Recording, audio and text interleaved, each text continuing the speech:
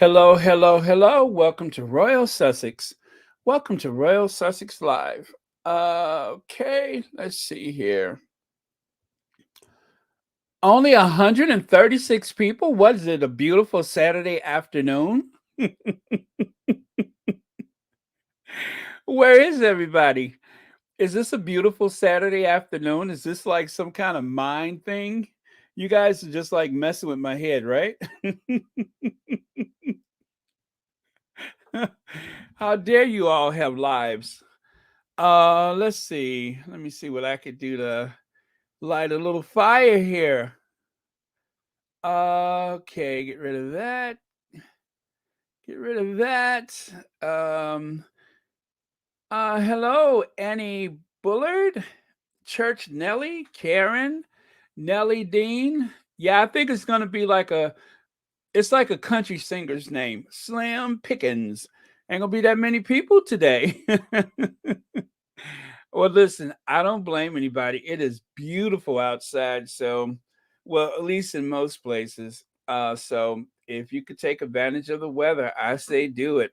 Why sit around and listen to me belt out some old ditty from back in the day when you could be outside enjoying the weather? Hello, Susie Q, Marcy Foreman, Connie Balmer, and let's see, Angela One Love, Dara Edgehill, Bobby Girl, okay. Charlotte B.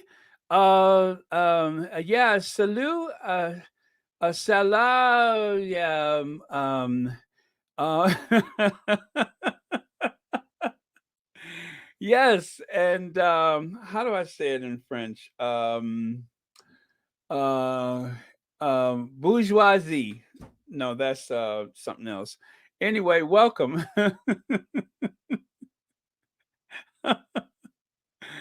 Yes, well, thank you. Thank you. Okay, where I'm sorry, where did you go? There you go. Thank you, Kenneth Doug. You can always you can always depend on me and Church Nelly and me. Right. Okay. Got it. Let me take some more coffee. I tell you, I was up late last night. Sometimes I start working on my slides at night, thinking I can sleep a little longer. But by the time I finish, then that just cuts into my sleep. So yes, best mod squad. It is the best mod squad ever. Anastasia Isabella, speaking of mod squad. Darren Lee, welcome. Okay, we're getting up to 310. That's about how much I weighed in fifth grade, 310.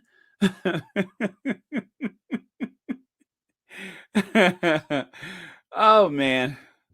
Okay, so hello, Cookies and Cream. Also, speaking of moderator, boy, I tell you, you guys, I have,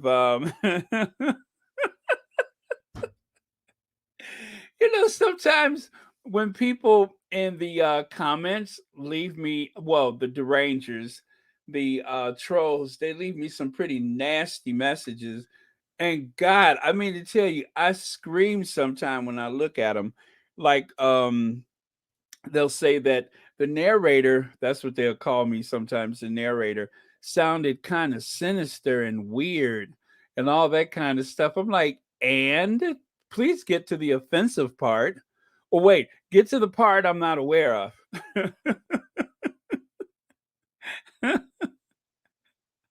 I think it's funny though. It is so funny when people are just like, let me have it. Oh, and I mean to tell you, they are all very well, you know what? It's pretty much the same thing over and over again. It's like the how do I oh yeah, this is it. They're incandescent with rage. They want to give me the what for. So I just, it's nothing I could do. I just do my job and let them have their meltdowns. And of course, I block them. So if you're a deranger, um don't worry, you'll just get blocked. You won't have much of a shelf life in our comment section. Let me see if I got any let me see. Sometimes I can't even find any um derangers to block because I probably have blocked them already. Between myself and the moderators, they're out of there. Yeah. I can't even find any right now. Okay, but let's move on. Why is this here? This needs to go viral. Don't worry, it will. Power of the Sussex squad will make it go viral. Well, this has to be an old photo. Is it? Yeah, it's got to be. Prince William booed at Wembley crowd shock FA Cup final scene. I've never seen that before, but I tell you what, let me save it in case I need to use that later. I want to do some research into that. Um, I'm always saving receipts, so there's another receipt to my collection. Sometimes I can spend the entire day trying. Okay. So, oh, somebody else has a receipt here. Prince William booed at by Wembley crowd in shock FA Cup final. When did this happen? Okay, I see it says archive. Let me open it up and see. Okay, that is an archived. I don't know why the squaddies are bringing this out again. It's dated May 14th. That's weird. Huh. And it looks like it was in the Express. Do y'all know anything about that? How could I have missed that? But again, I'm going to save the receipt in case I need to use it later. Oh, oh, is it? Okay, Miss P Talks. Thank you so much for that.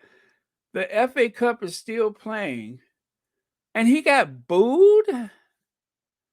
Where are they playing? I'm sorry. You know what? This is just falling in my lap. Now, see, all morning I've been working on today's thing, just like yesterday when I found those photos of the oh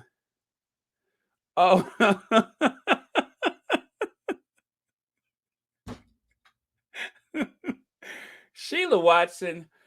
How is it you just start off being messy? At least let us warm into it.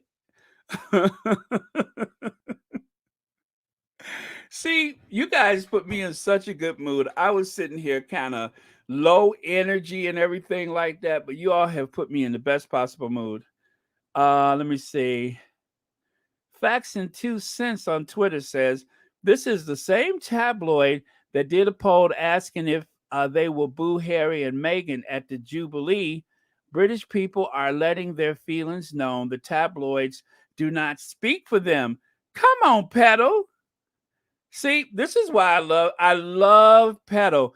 Petal, I'm telling you, if Petal was a lawyer, I'm telling you, she could definitely make a case for something. Petal is so good. I love her. But yeah, I mean, and when she like really you ever like when Petal really gets into the situation, Petal could make a cop cry. That's how ferocious she is. I mean, she's like a little lion just ready to pounce. So, yep, I tell you, if I ever get in trouble, I want Petal on my side. Let me see. Baron, Karen, Baron. Okay. Oh, both of us. All right. Uh, should show that picture of Willie being. I know which one you're talking about.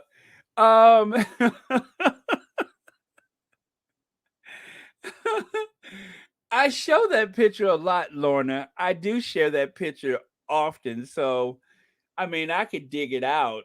There's no problem. Let me see. And in case you guys missed the after talk yesterday, for some reason, we got on the conversation about 43-year-old, what's his name? Carl, the prince from Sweden, Carl.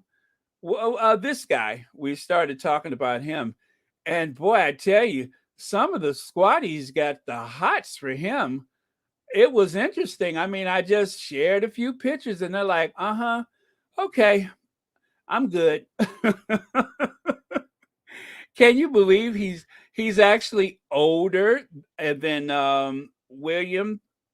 He's actually older than William. This guy is older than William.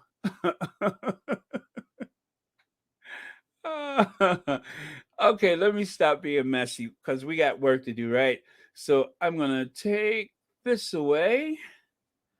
Uh, okay, I'm scrolling. Anyway, hello, one and all. Sister wants to say hi to a few people. Uh, oh, okay. Prince William booed by Wembley crowd in shock FA Cup finals, saying Prince William has been booed by thousands in the crowds at Wembley Stadium today. Really?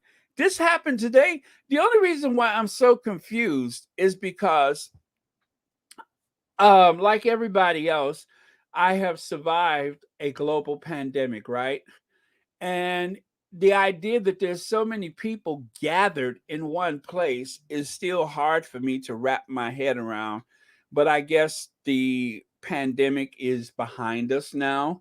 And I mean, we're at the tail end of it, I hope.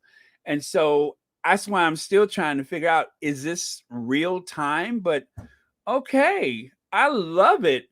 I love it. I love it. I didn't know. I'm just like, this just happened. Oh, you know what? Let me see. Can you guys hear that?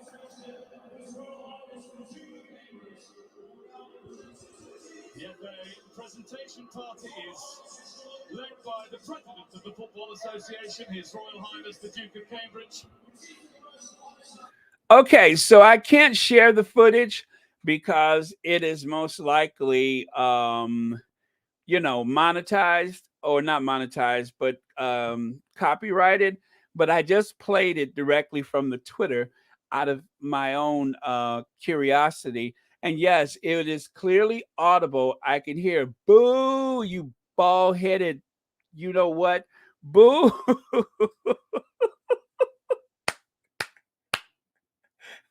What a way to start a Saturday. I love it. What a way to start my Saturday. I love that. Yes, clearly that was a boo. And clearly I just received a let's see, there it is. A super sticker from BW. Thank you so much, BW. This is the second happiest thing that has happened to me this afternoon. First of all, Lord Baltimore was booed. And then to round things up, a super sticker from you. Well, happy Saturday, and thank you so much for watching Royal Sussex. Yes. Boy, I tell you, they said that there was something going on in the astrological signs this weekend, and so far I like it. Oh man, This is so cool. Yeah, yeah, okay, that's the name. Carl Phillips. That's his name. Carl Phillips. Thank you. I knew it was Carl something. Uh yeah. Okay, well. Oh man, I got to stop smiling because I got work to do. So please let me get this grin off my face. The corners of my mouth is touching my ears, and I cannot help myself. Lord have mercy. It doesn't get any better than that. Um yeah, and you guys are right. This is the same paper.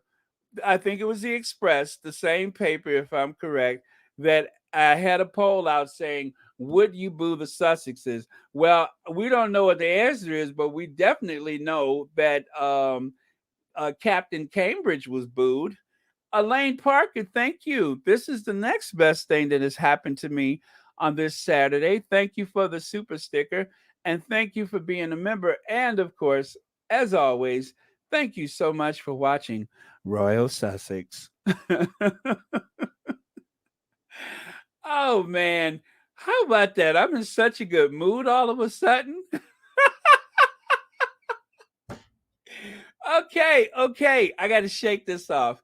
I got to shake this off. Okay. Deep breaths. Oh, that feels good. That feels good. I'm just smiling. Yes, I'm just sitting here smiling.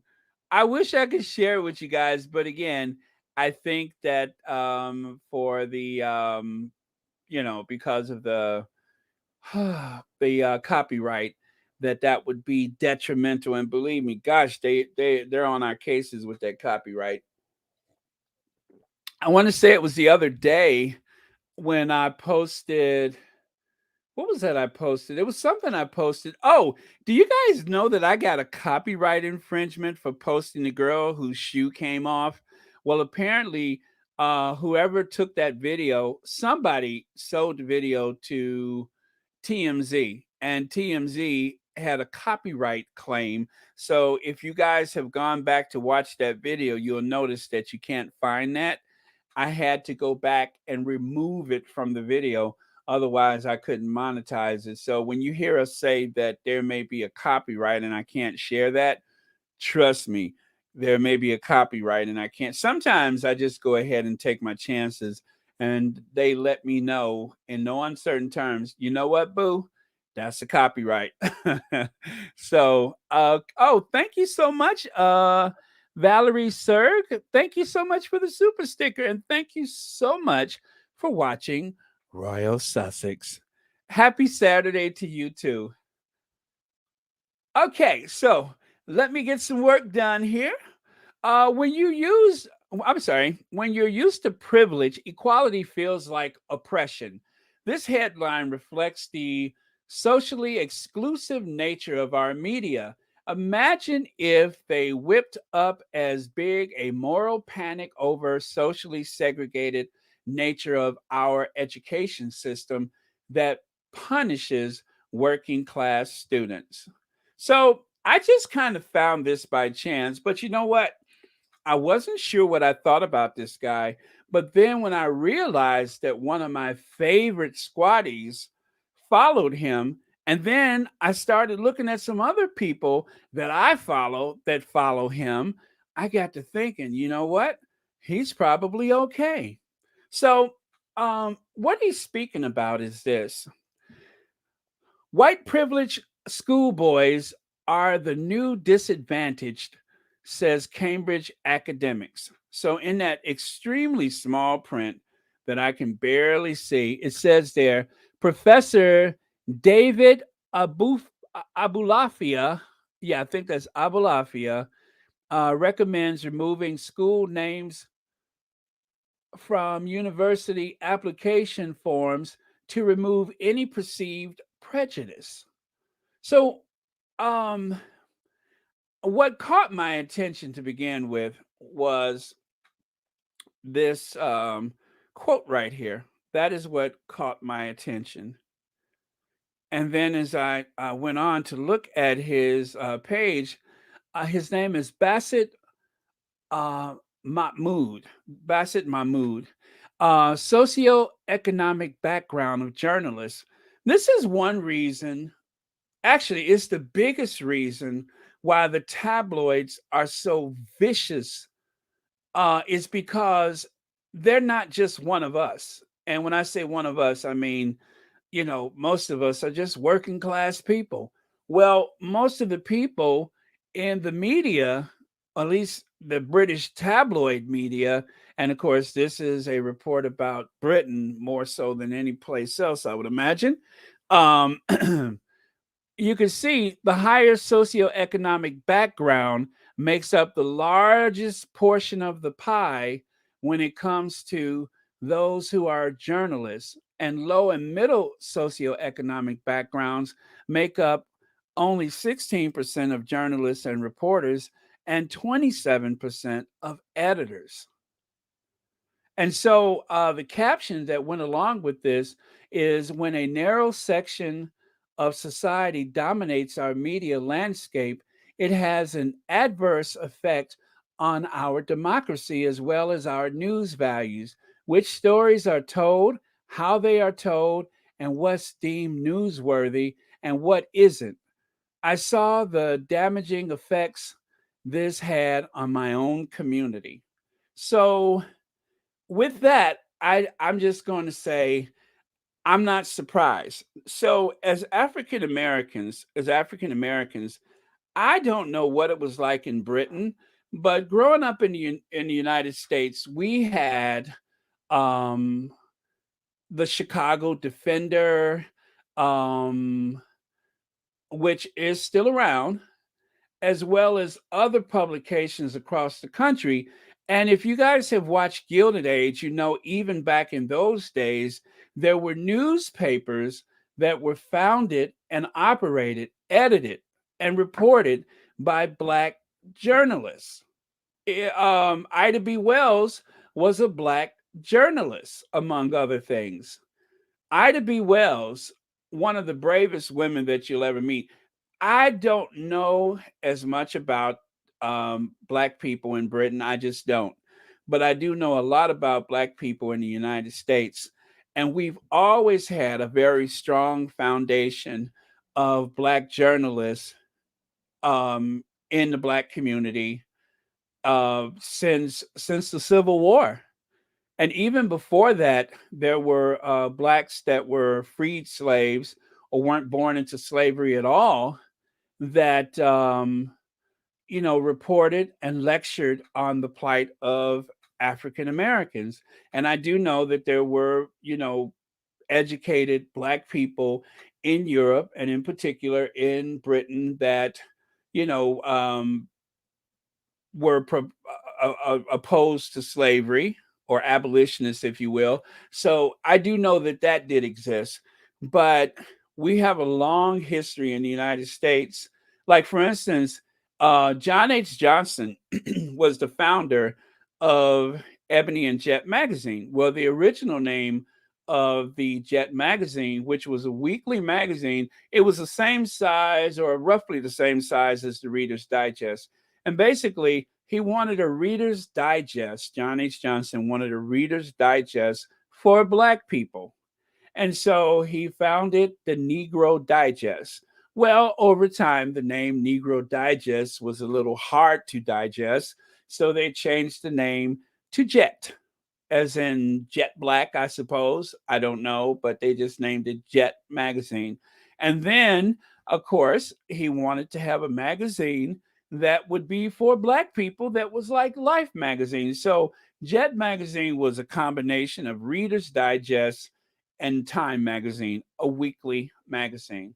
And then you had the Ebony Magazine, which of course was like the Life magazine for black people. It was even the same size, a huge magazine full of photos that really captured African Americans in modern America in big, vivid photos. And so um, that's what we had to depend on. Again, I don't know if that was available to people in the UK. Maybe you had your own version of that. I don't know, but I hope you did because these magazines chronicled the history of African Americans for a long time. And it's unfortunate that because of this media age we live in now, especially with the tabloid media, that a lot of these most magazines just have disintegrated and have gone online or whatever. So, I mean, you can't stop progress, but that's what's happened. The Mary Hiker says most media is owned by the rich, only post things that make them money or carry a message they support. Absolutely, that is so true, Mary. And profit seems to take a back seat to political agendas. It really does seem to take a back seat. I mean, everybody wants to make money, but more so than anything else, they want politicians to keep their taxes low or non-existent and to keep people of color in their place. So that is one thing that you can count on with the right-wing tabloid periodicals and such. Let's see. After Black Lives Matter, they have tried to change things here in Canada. There is more diversity on the air, especially in Greater Toronto area. Oh, that's very cool, Lorna Williams. I'm so glad for that. I'm so glad for that. Let me see. Oh, okay. Happy Saturday, squad. He's been here listening and getting my laughs on. Baron is hilarious. Thank you, Jenny H. I am so glad. Believe me, it's one of my favorite things is to know that I'm just a part of anybody's day. I'm so glad for that.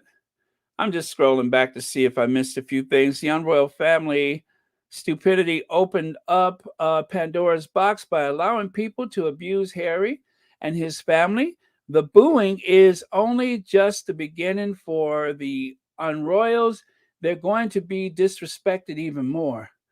Yeah, that you don't have to be a fortune teller to see that coming. Okay, let me scroll back the other way. Okay, there we go. Jet Ebony Essence were available in Canada. I still see Essence on the shelves. Oh, very good. Yeah, I think Essence is still on the shelves. And guys, let's not forget Oprah. Oprah wasn't actually, created. The old magazine wasn't created at a time of, let's say, the Black Power movement or the Black is Beautiful movement. But O Magazine was probably one of the last profitable magazines on the shelves. What I really loved about Oprah's magazine, this is my theory of what happened, is that Oprah, an African American woman, graced the covers of so many magazines, including the tabloids, and everybody was making money from her image except for Oprah. And so Oprah decided, why don't I just have a magazine of my own so I can put my own voice to the story? That is what made the O magazine so brilliant. So if you hadn't thought about it that way, I'm telling you right now, I didn't hear this firsthand from Oprah. This is just my educated guess. If you are going to use my image and make money, who could tell my story better than I can? Why don't I just start my own magazine? And it was profitable. But of course, over time, thanks to the uh, mass media running over to the internet, it kind of dwindled, and now it's down to just a few special issues a year, I believe, especially my favorite, the Christmas issue. But yeah, that was, I think Oprah was absolutely brilliant for starting O Magazine, because I think that if more people would have just printed their own stories in their own magazines just as a vanity project, at least you could monetize your own fame rather than letting somebody else tell your story. So that was a stroke of genius. I mean, who would have thought a black woman starting a magazine out of the blue only because her image was being exploited like that? I mean, there was times when I think Oprah was neck and neck with the president, or even Princess Diana. And sometimes it would be either or both on the cover of magazines. Oprah was I don't I think if you guys are younger, you may not remember this, but Oprah was everywhere. So that was quite some. I mean, she's on this, she's on that, she's dying, she gained weight, she lost weight. She's been kidnapped by the Sandinistas and dragged away to Tierra del Fuego. I mean, they would just make up stuff. I knew I could work Tierra del Fuego into today's live stream. I wasn't sure how it was going to happen, but you are my witness. I managed to say Tierra del Fuego. Okay.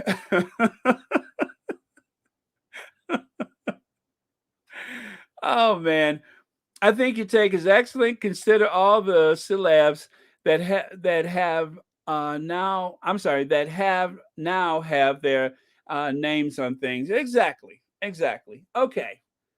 All right. So let's move on then. Do okay, okay. I'm gonna do my best. I'm gonna do my best. My Angelou. Okay, let me take a sip of water. God, that's good. Okay, my best Maya Angelou. Okay, okay, wait, wait, wait. Okay, here we go. Do the best you can until you know better. Then, when you know better, do better. Thank you, thank you.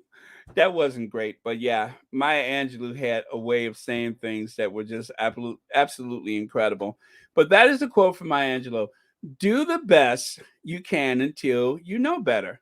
Then when you know better, do better. So I like this guy already.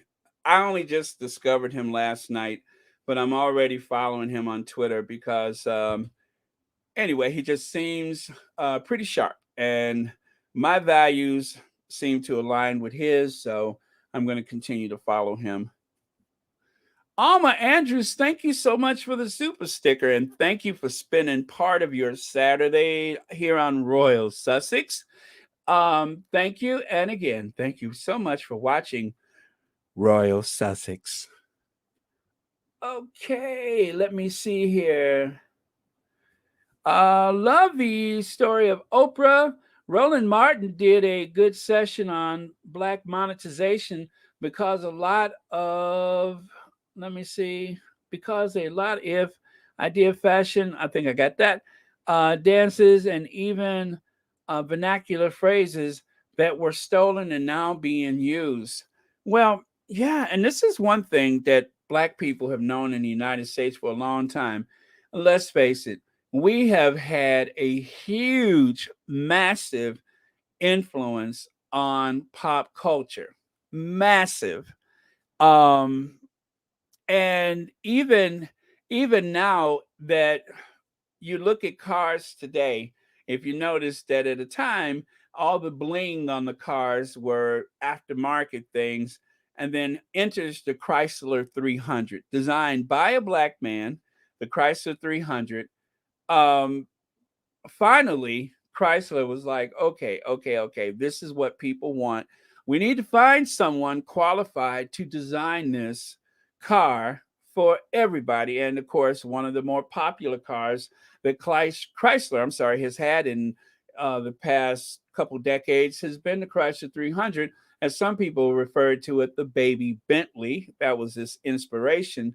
But even the term bling, I love when I hear like an old white woman saying bling. And I'm just like, come on, girl, you better be down with it. You know what I'm saying? We all know where that comes from. That comes from contemporary urban African American dialect. That's where it comes from. The bling, the bling bling. So there's no doubt about it. So yes, if that is where these influences are coming from, then yeah, we ought to make money from it. So there you have it. But yeah, not to stray too far from where we started, but when you take a look at that pie, this is one of the reasons why it's so important. As we say, representation matters. And for that reason, there needs to be a presence of diverse backgrounds in these newsrooms. And now that there's more independent press, we have a chance to make our voices heard. But still, the overwhelming influence of a Daily Mail on our daily lives is something that cannot be ignored. I love Kaiser, and I forgot the other lady's name, but if you notice, when you listen to Celibici, these are, I suppose, they're two white women, but they don't depend on their voices to tell our story. And so they bring in African American women, if I'm correct, they bring in African American women so that there is a diversity in addressing certain topics, especially when it comes to the Duchess of Sussex. That is necessary, and good on them to know that that is necessary. And so the fact that you have people so satisfied that these, the people that represent those slices of the pie, they're so satisfied that that demographic is the best people to interpret what's going on with our Duchess of Sussex, lets you know that they're way behind the times. And it's a shame that the public accepts that. I have a lot of hope for the future because of the George Floyd murder. I have so much hope for the future because there has been a lot of people who could not look away that know exactly what happened. And in the future, some of these very somewhat militant young people are going to take that lesson into journalism or into whatever media, whatever work they do, and they will recognize that bias, and hopefully they will act on it on behalf of the people that are being discriminated against, whoever they are. So that's what gives me hope, is because I saw a lot of young people expressing their feelings during the George Floyd, you know, what do you call it, rallies and marches and such, the Black Lives Matter. I saw a lot of young people that definitely give me hope. So it's not all so bleak, but just give it time. And just as they have been saying, that there's a lot of young people that, and I'm not trying to go after the royal family because they're going to be there no matter what. Whatever capacity, there will be no abolishment of the royal family, not in our lifetime. But, we can't make anybody go away or anything like that, but you will respect us. We have to make people respect us. And so these young people, they don't have as much respect for the institution, as evident by the fact that, yes, William was booed today. So there's that respect and deference is just no longer there. So again, I have hope for the future. Okay, the reverse is the Valley Girl vibe, which has been appropriated, used everywhere. Uh, yeah, well, Justy, there's a bit of the Valley Girl in our Duchess. We know that she grew up in Hollywood, and she has a bit of a Valley Girl accent. So, and there's nothing wrong with that. There's nothing wrong with that. That is, a person growing up in that era in Hollywood, of course. You know, if you saw my playlist, if you saw my playlist on my phone, you would say, Baron, are you a Valley girl? I mean,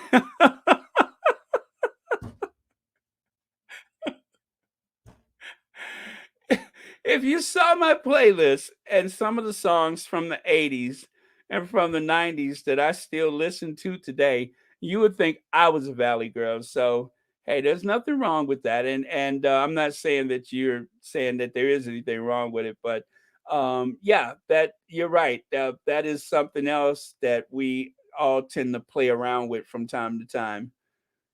Okay, Baron, I have faith in our youth, and rumor is that Harry and Meghan are very popular with the youth. Rumor, that is a fact. We know they are popular. Okay, just finished watching my young cousin graduate from Delaware State University. That is so cool. All is well in the world, feeling blessed. Oh my goodness, that is great. Congratulations. Congratulations. There goes our future. Congratulations. Yeah, you got to have hope with these young people. Speaking of which, before I go any further, let me find that video that I played just the other day. I think it is quite topical right now. Let me see if I can find it. I didn't get in trouble for sharing it before, so I think I can share it again without any repercussions. If not, I'll just have to remove it from everything. But okay, I'll do that. Okay, where are you, video? Oh, there we go. There we go. And don't worry, it's not Trenchtown. Not yet. It's not Trenchtown. Not yet. We might have to visit Trenchtown later. What do you mean? Oh man, see, I just mentioned Trenchtown and I fall to pieces. Just the mention of Trenchtown is enough to get me going. But oh my goodness, where is it? Where is it? Okay, I may have to come back to it because I don't even remember how oh, there it is right there, right in front of my face. As they say, if it were a snake, it would have bitten me. Okay. Oh, there we go. Here we go. Young people. And I actually just want to start. Priti Patel, your racist policies are killing people. Your plans to send people seeking asylum to Rwanda are inhumane, they're inhumane, and are going to ruin people's lives. Priti Patel, as a young person who wants to live in a fair and compassionate society, we are disgusted by your treatment of refugees in the UK. Priti Patel, at every opportunity we will stand against your cruel plans and stand with migrants, refugees and people seeking asylum. We want to live in a just and fair society that cares and respects about people wherever they come from. We want to be open and welcoming and tackle these crises in a just way. Priti Patel, we demand you drop your racist and problematic Rwanda migration policy. We demand that you treat the people of this world fairly and you treat them with respect. Whether you're from Rwanda or wherever you're from, you deserve to be treated with respect.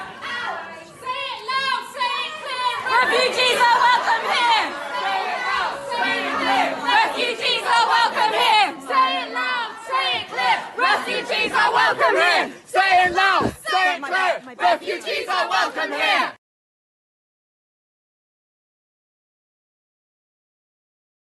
Say it loud, say it clear. Refugees are welcome here. Okay, there you have it.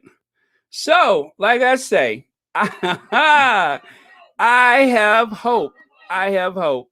Okay, there you have it. All right. So, like I say, little echo. I have hope. I have hope. Okay. All right. Sorry about that. I opened up a second screen to make sure that I can see what you are seeing. And it made an echo, but I knew exactly what it was, and now it's gone. Yeah, so isn't that topical? Just as I said, I have hope in the young people. That's why when young people decide to protest, when the George Floyd happened, I didn't have a supermarket or a pharmacy for about 2 weeks. For 2 weeks. And you know what? I was glad. I was glad. Not that I'm a crazy person, but you know what? I'm glad that the young people made their voices heard. I wasn't glad for the looters. I wasn't glad for people breaking the law. Not at all. Damaging public property, no.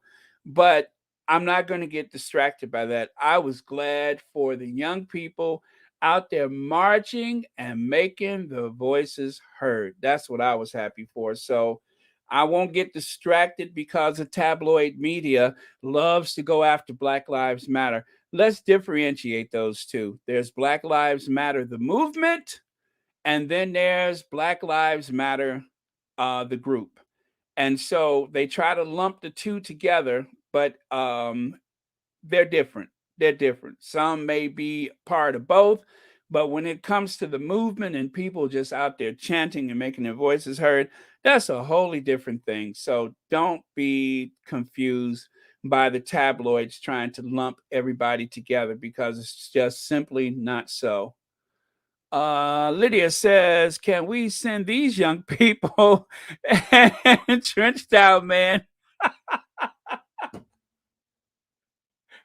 Prince, Prince." You know what would have been hilarious though? When William was booed, when they booed William, wouldn't it be cool if the Trenchtown man got on the microphone and started yelling into the stadium, Prince, Prince, Trenchtown won $345 billion. Yes, yes, sir. That's what Trenchtown won.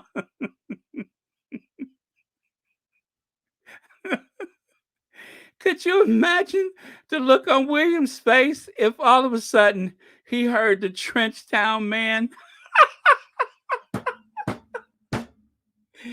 Woo! If he heard the Trenchtown man on the public address system, what do you mean? He would have crapped his pants. He would have crapped his pants if all of a sudden the Trenchtown man would. That's going to be our name for him, the Trenchtown man. If the Trenchtown man had come on the public address system, wow.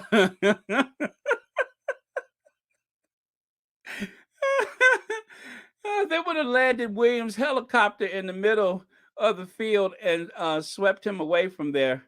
There's no way in the world he would have stuck around and endured the Trenchtown man. He would have made his way out of there lickety split. Oh my God, that would be.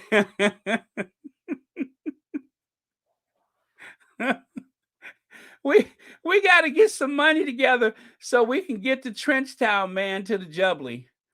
That's what we need to do. That's what Trenchtown want. What do you mean?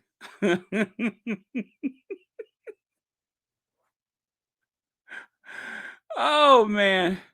Okay, okay. Well, anyway, we got work to do, so let's get back at it. But and then we'll get back to the Trenchtown man later because oh,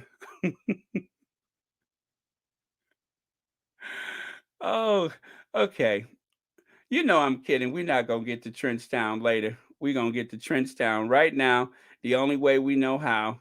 Yes, Prince. Prince. Prince. Prince. Trenchtown wants $245 billion. That's what Trenchtown wants. $345 billion. Yes. Thank you. Yes, sir. Yes, sir. That's what Trenchtown wants. Yes. What do you mean?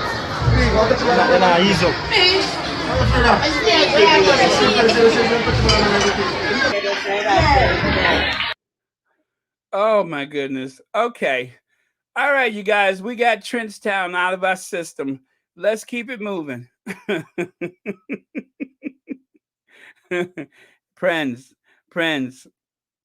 Okay, let's woo.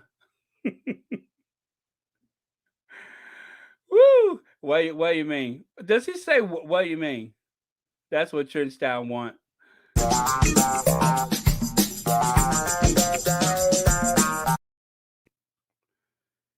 Okay, so I don't know why all of a sudden the Daily Fail is bringing up Princess Diana and trying to I'm just not sure what it's about. I'm going to just be honest with you. I have no idea why this is happening. There are three of us in this marriage, so it was a bit crowded. Okay, we've heard that.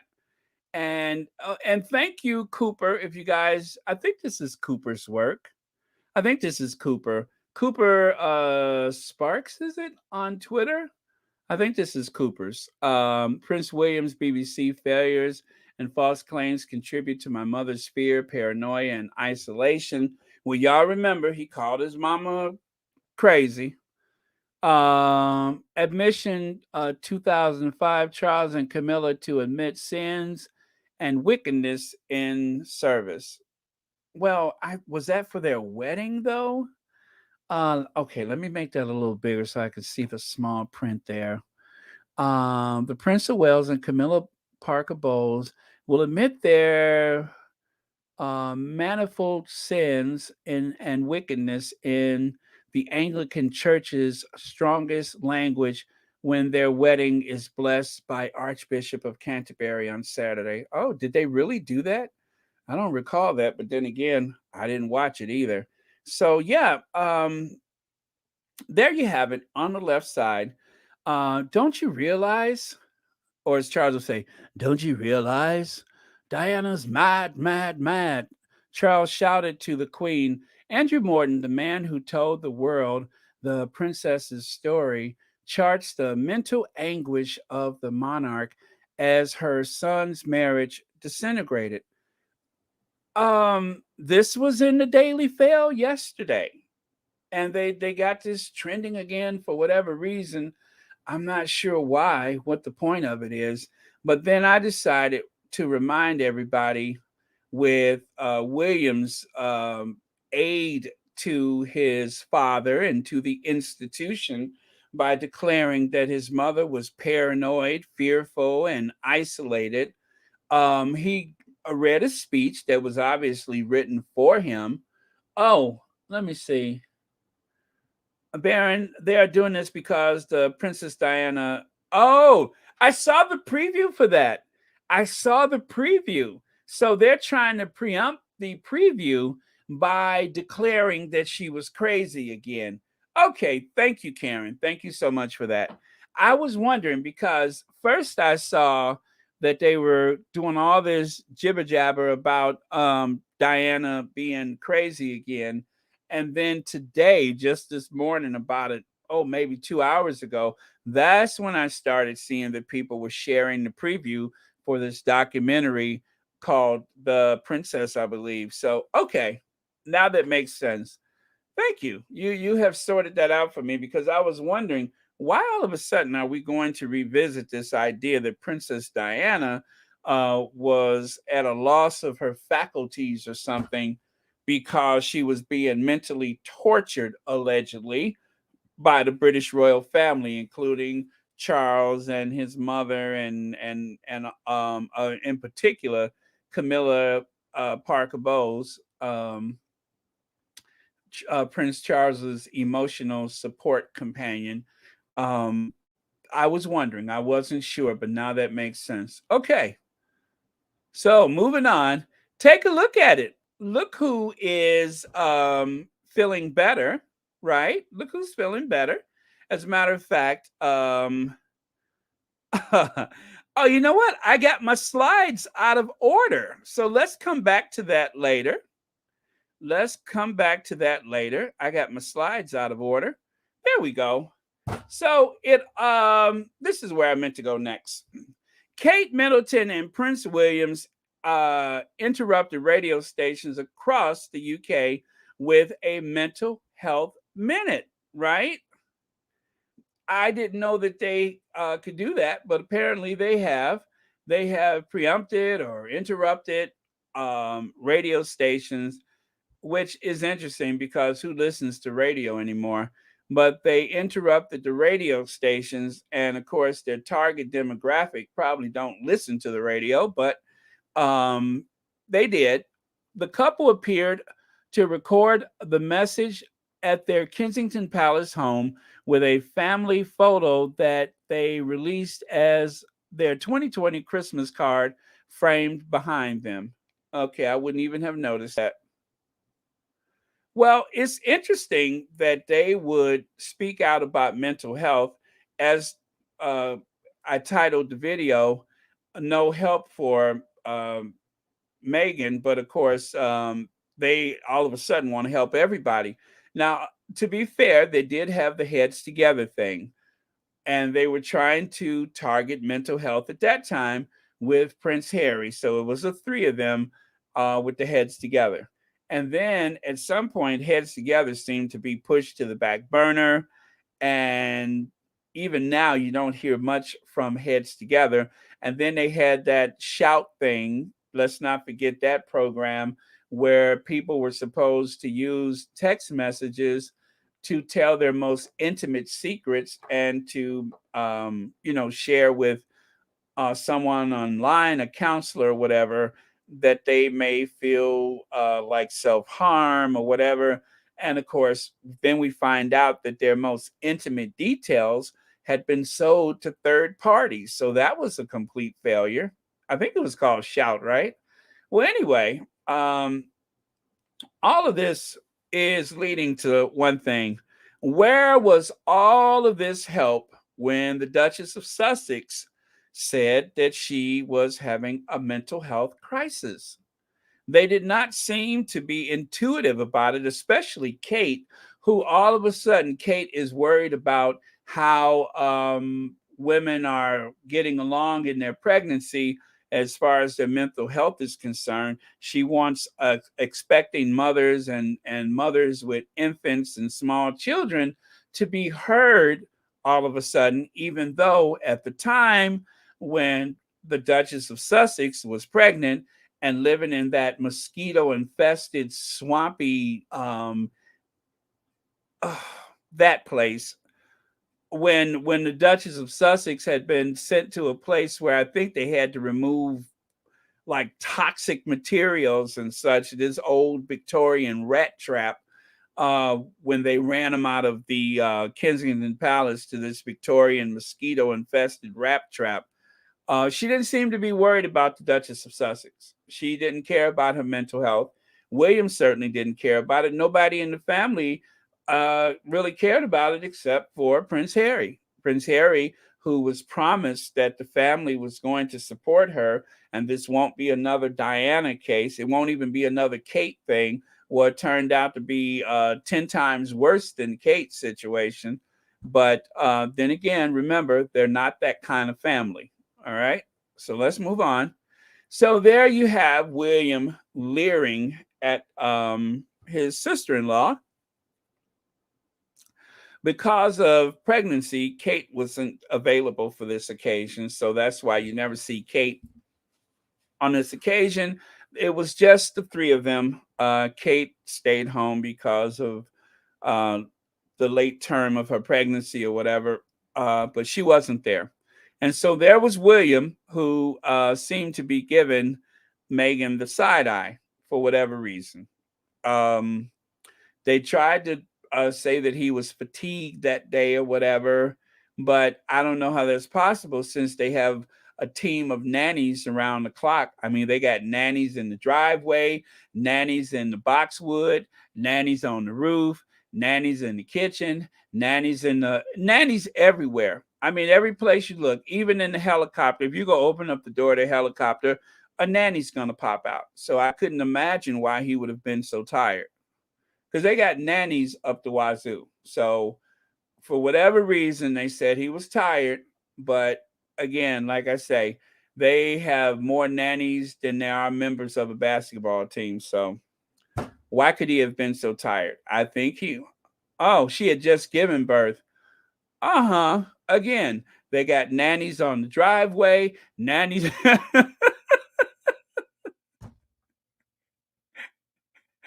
You open up the microwave, a nanny pops out. So I don't understand why he would have been so tired, but okay. Okay. Maybe I got him wrong. Maybe he is more hands-on with the children than I give him credit for. But that being said, they still have nannies. Okay, let me move on. Prince William found it very difficult to play second favorite to popular Prince Harry. Now, that seems very accurate to me. And then, of course, on that side, you have, let me see, what does it say there? Um, Kensington Palace, the official residence of Prince William, has refused to disclose its staff diversity figures despite other royal households having now done so for the first time. And why won't they release those figures? Well, I could tell you why. Because when I was growing up, it would be very unlikely for me to see anybody that looks like me in the Mormon Tabernacle Choir. And so that's why I have nicknamed Kensington Palace's crew as the Mormon Tabernacle Choir. Not that there's no black people there now. I don't know. But when I was growing up, this is what the Mormon Tabernacle Choir looked like.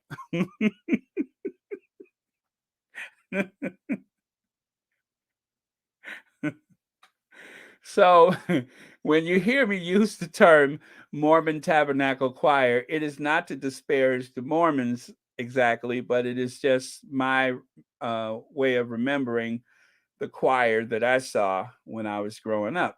So I have affectionately nicknamed Kensington Palace's employees, aides, courtiers as the Mormon Tabernacle Choir. But trust me, you probably don't ever want to hear those people sing. Okay, so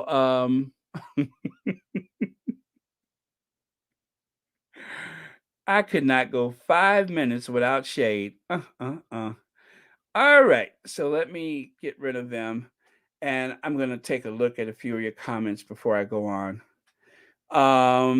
The looks that Harry give William notes that just like James Brown, Papa don't take no mess, and let me see, never dies Harry. He will shut that down. Okay, Papa don't take no mess. Papa don't take no mess. Let me see, CP. Um, did not see the picture of Mr. Barron put up with their William looking at Meghan like she was oh I know what you're talking about. Let me find that one. This one you mean, right? Yeah, that creepy photo. That one is rather cringy photo, as they say, very cringy.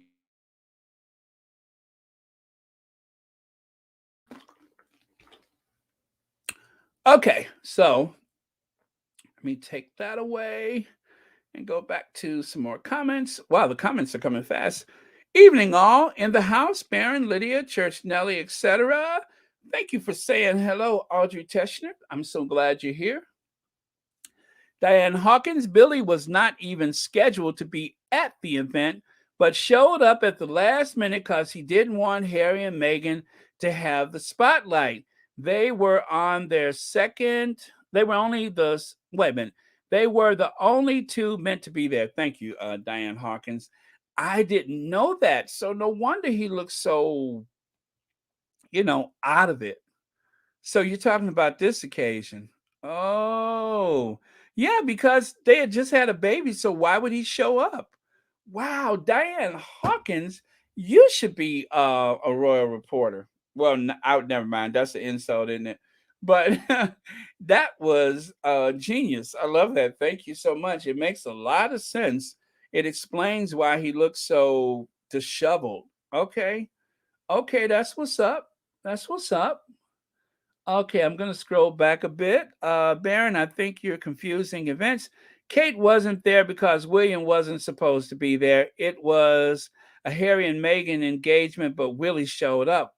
Wow, how come I never heard that before? Verta Sanchez, I don't think he wanted her to have status or the title. He probably thought she would be an object for his lust like Rose. Ugh. Well, okay, let's go back to this one. I remember watching this real time, and I remember the BBC guy, whoever the pool reporter was, mentioned that William was tired because Kate had just given birth, or Kate was, I think it was Kate had just given birth. That makes sense. But I didn't hear anything about surprise he's going to be there. I didn't hear that, but it's starting to make a lot of sense to me why he would show up and Kate did not. So I thought Kate wasn't there because she had recently given birth. So remember, recollections may vary. I didn't make that up. That comes straight from Buckingham Palace. And Loretta Memphis says they copy everything Harry and Meghan does. They don't seem to have any genuine concern about anything. They're only started really working when Harry got married and made them look bad. Yeah, that's true, Loretta Memphis. They only started working. And speaking of which, did you guys see how busy the Royals are this weekend? It's like leading up to the Jubilee, they cannot do enough engagements. They are all over the place, especially the Cambridges. They all over everybody like a cheap suit. Oh my goodness, Patrick Thompson, thank you so much for the super chat. When you started Will Nanny's in the closet, I'm on the floor. Ask the Trinidadian slang meaning of nannies. Oh, okay. I will. I mean, but what is it? Ask the Trinidadian the slang meaning of nannies. I don't know. Okay, maybe I should look that up. Maybe I shouldn't ask in this forum, but thank you so much for the super chat. And I'm so glad that you are enjoying Royal Sussex. Happy Saturday to you. And thank you so much for being here, one and all. Let's see. Difficult to play second favorite. He has everything and still wants more. Narcissistic people always want more than what they have been given in life. That's true. That is so true. Narcissists, they want everything they got and what you got and everybody else got. Joseph Young says, hello, Baron. Hello to my family and friends. So much love and gratitude to everyone who is living with compassion. Oh, that is beautiful. Thank you so much for that, Josephine. Okay, let me go here. So this is one of my favorite grabs from the I guess maybe I got this from a tabloid, but it says so much, doesn't it? They decided to I guess Photoshop William glancing with a bit of despair at Harry's happiness. And why wouldn't he? I mean, Harry has it all. I don't care what anybody says. This idea, and the derangers, they love to say that Harry is the jealous one. Harry don't want that.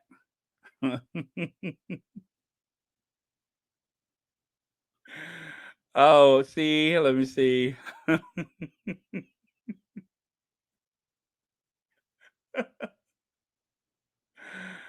Oh, I think I think I understand now. I get it now. Woo! Thank you for that. Thank you for that lesson. Okay. Let me have some water.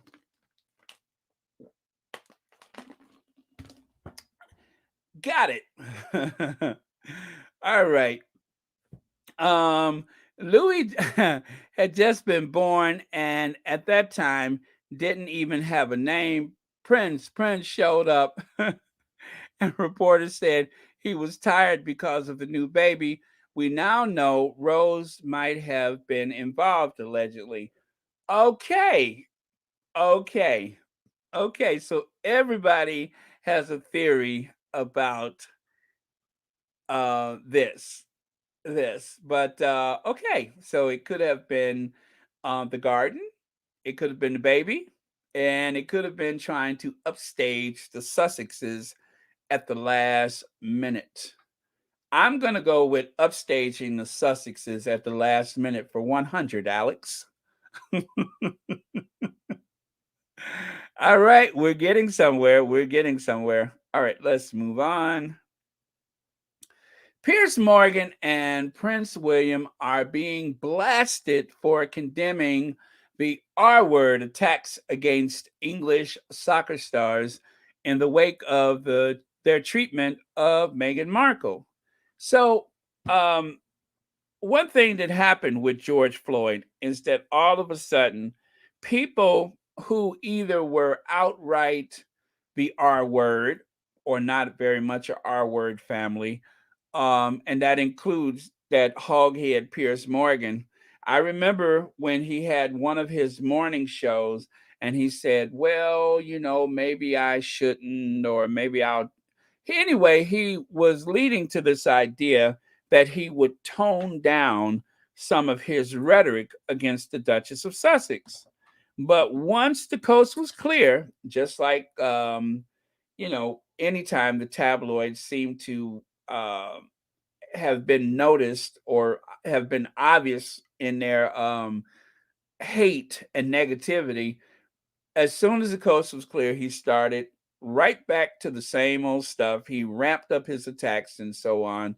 And then it continued until that day that he set a land speed record by storming out of the studios of Good Morning Britain. Um, and he hasn't been doing well ever since. As we all know, his show is in the toilet. After all that trouble they went through promoting his show, now his show is obviously a complete failure. Pierce Morgan, this is my theory about that. Pierce Morgan was the breakaway character.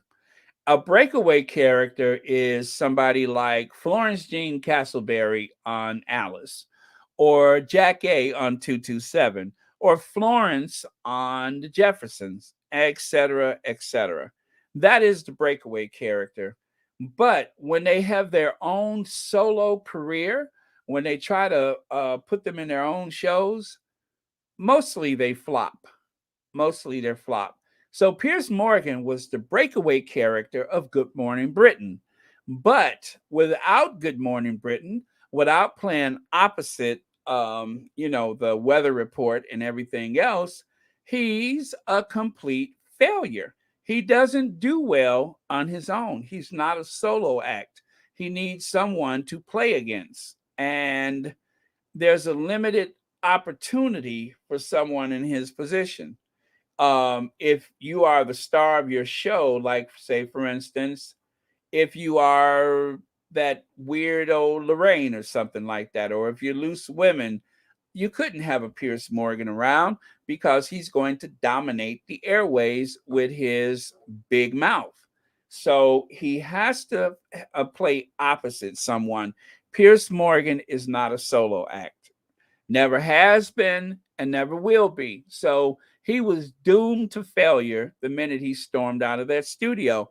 And I remember all that talk about Pierce Morgan. You won't hear the end of this. I mean, no, he said, you won't hear the end of me. I got other things. I'm working on something right now. Where you at? Where you at, Pierce? You're in the toilet. And as for his co-conspirator, I say in exaggeration and not exactly true, Sharon Osbourne.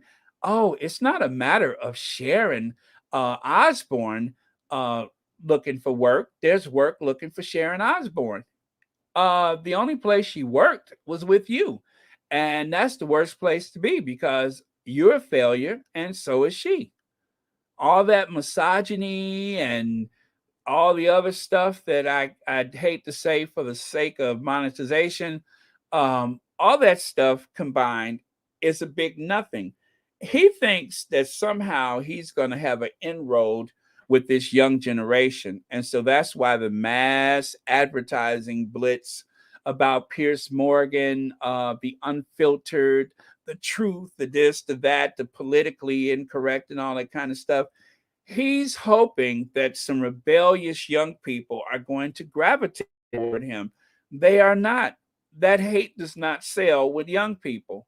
There's a small minority of young people, a very, very minute number of young people that are into that. But most of them want safe spaces because they have already seen what hate can do. So most of them desire having a safer place to be. That's just the way the millennials are. And so he has no agency with them because they don't want it. Just like just like Dr. Shola said on that interview that I showed a little while ago. She said that the very last thing she said was, they don't want it.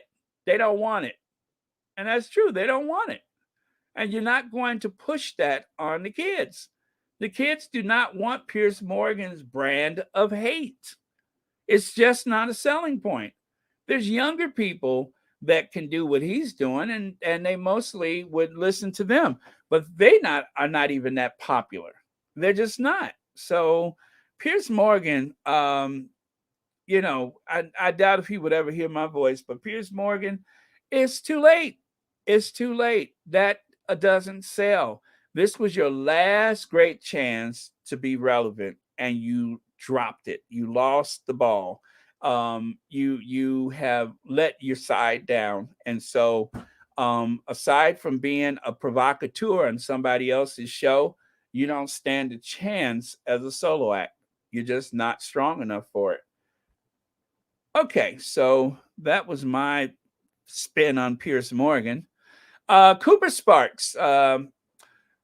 Meghan spoke of asking for help with her mental health only to be told it's not good for the institution. Harry was looking for support in how the media was treating Meghan. No one in his family ever said anything. Diana wanted help and was labeled unstable and felt no one listened. Yeah. So here's some more Cooper Sparks. Great work.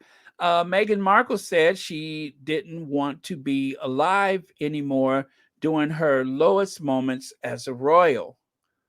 And there was no help for her. Went to ask for help and was told it wouldn't be good for the institution. However, Kate in 2022, Duchess of Cambridge speaks for mothers feeling lonely and overwhelmed in moving video message.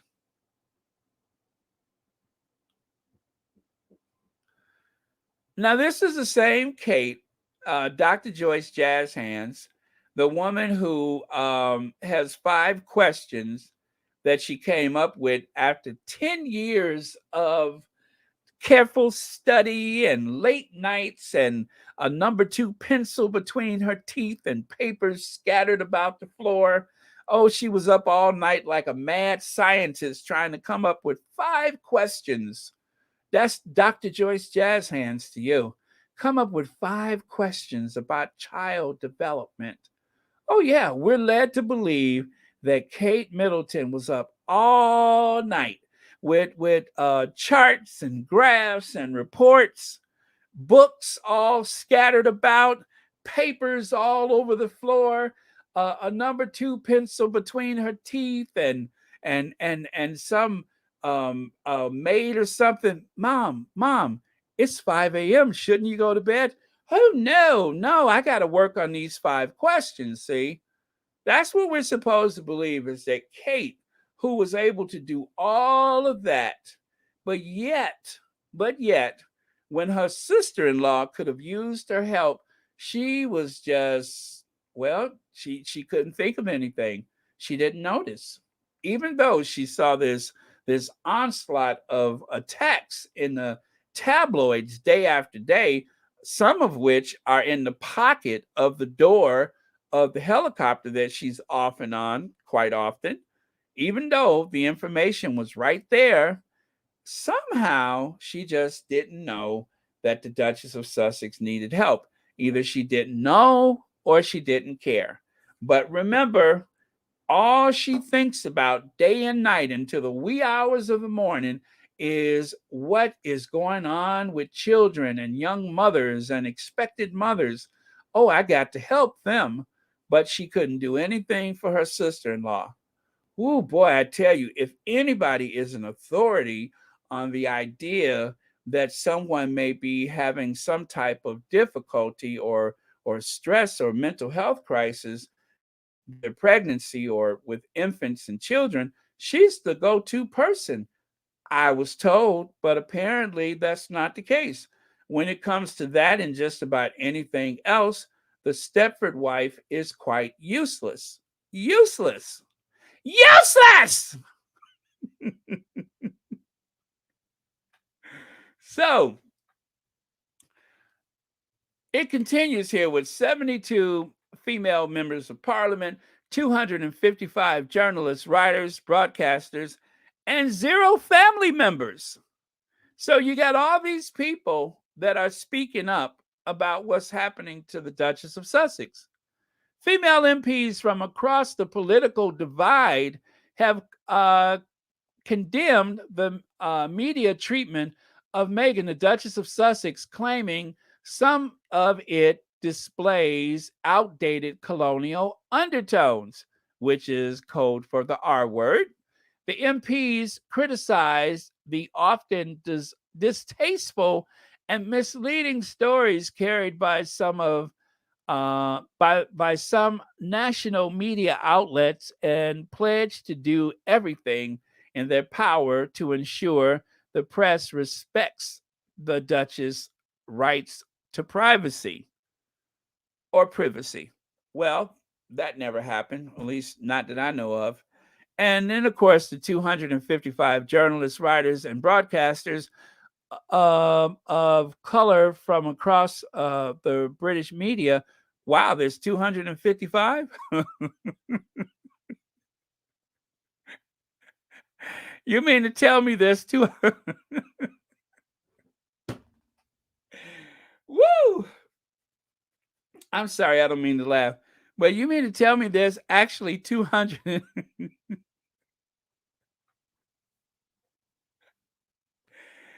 Oh, Lord. Okay.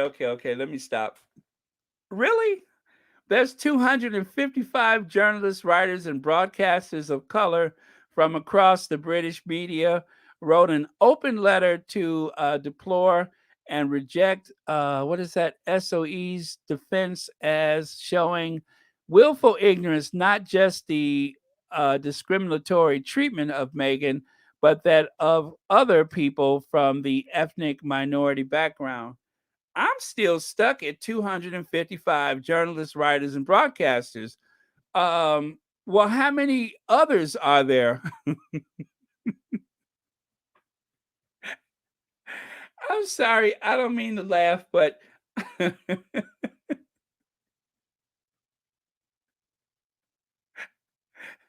I figured that this is what represents all of British media, broadcasting, et cetera, et cetera. I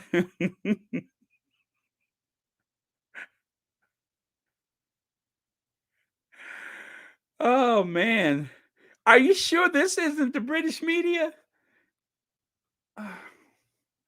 Okay, okay, if you say so.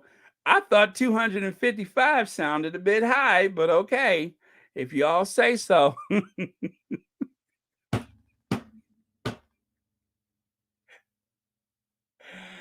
Oh Lord. Okay, stop, Baron. You have gone too far. Oh man, I'm getting hot sitting up here now. Whew, I'm fanning my face. But 255, really? When did that happen? Are they still working there?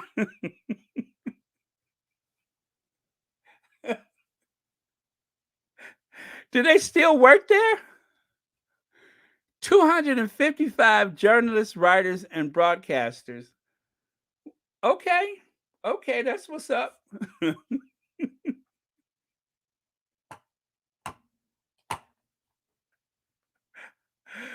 Woo! Okay, I'm done, you guys.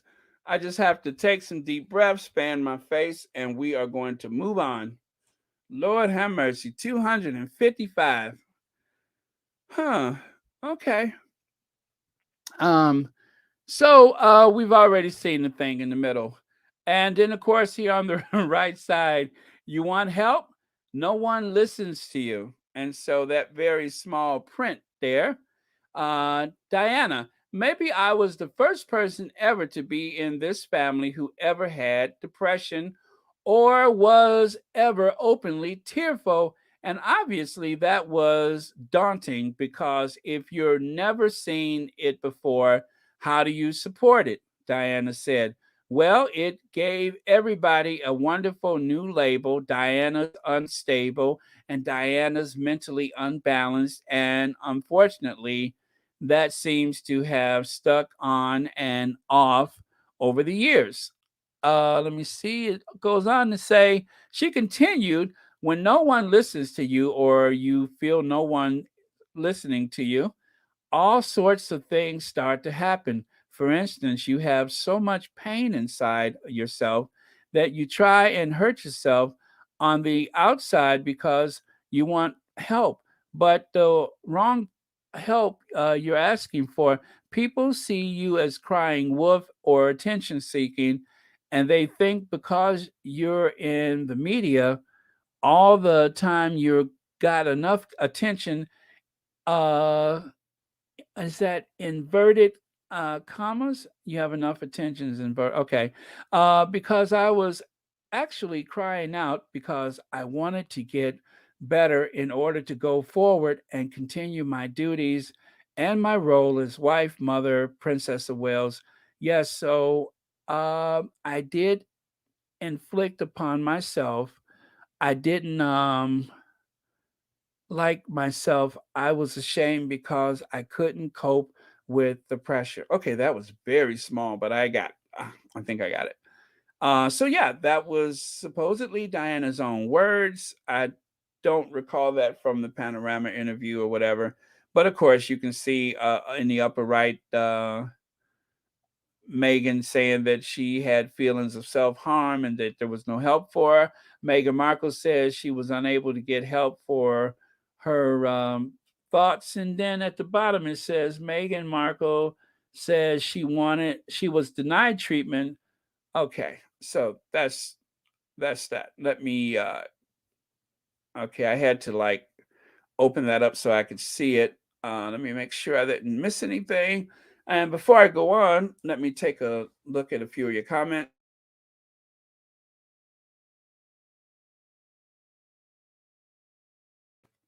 Okay. William said in a speech he gave that he thought about Diana um, after he had his children. That he thought about. Okay, yeah. All right. Then let's see here.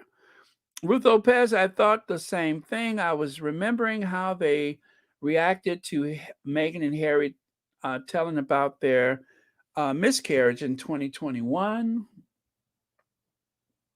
I'm going to scroll back a little bit here. Julia Rock says, I really thought or hoped and the Kate and Meghan and the princes would be fabulous together. The mean girl would have no part of that. She wants her own video on struggling moms. Meghan had Oprah. Oh yeah, that's true, Julia Rock. You're so right. Meghan was able to express her feelings on Oprah. Um, and let's see, Fatima says, and the answer to those 5 questions are money. The government needs to invest money on the children early, but she can't say because it's political. So unless in the end, but I guess she is broody. Oh yeah, that broody thing. I hate to think about that because then that means I have to picture William, and I don't want to picture William like that. I just don't want to have to picture William like that. Oh, thank you so much, Connie Balmer. Thank you. Thank you. Let me see. Baltimore is such a piece of that. He has become an institution man and uses his mother's popularity to try to make the institution look good. I can't wait until the Crown's new season start. Me too. I think the Crown is just don't have enough bite to it.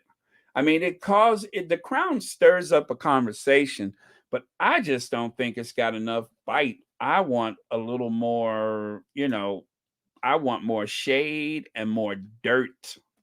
That's what I want. Yeah, what do you mean? That's what we want. That's what Trenchtown wants.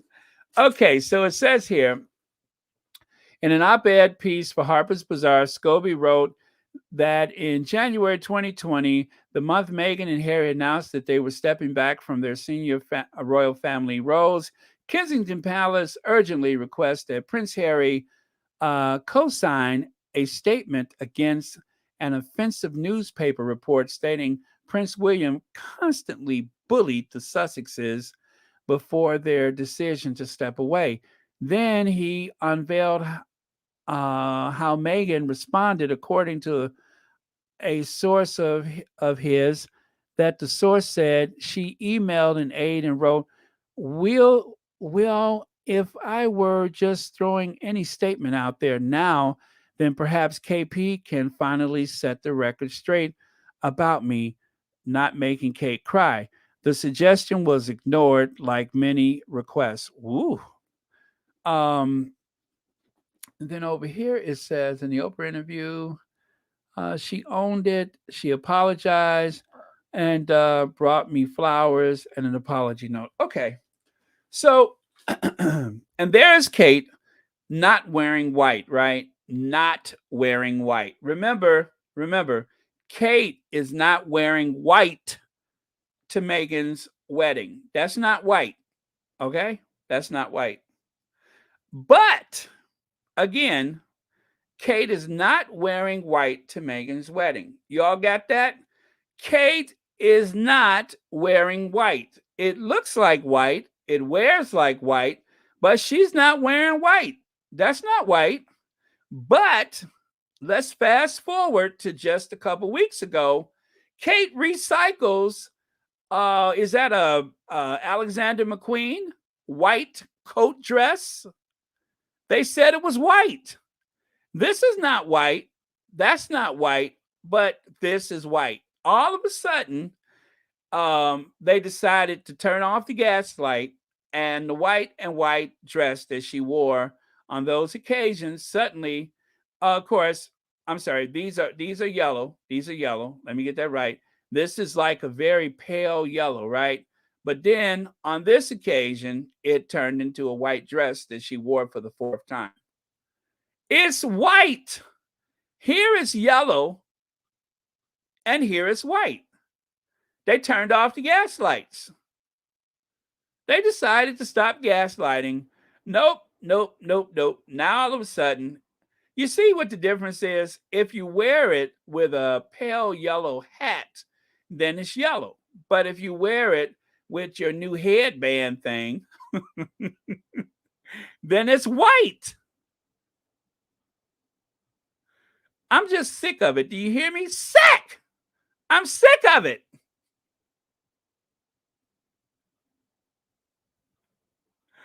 Now it's white. The tabloids have officially dubbed this as a white dress.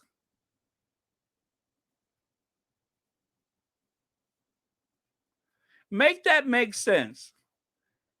It's yellow, it's white.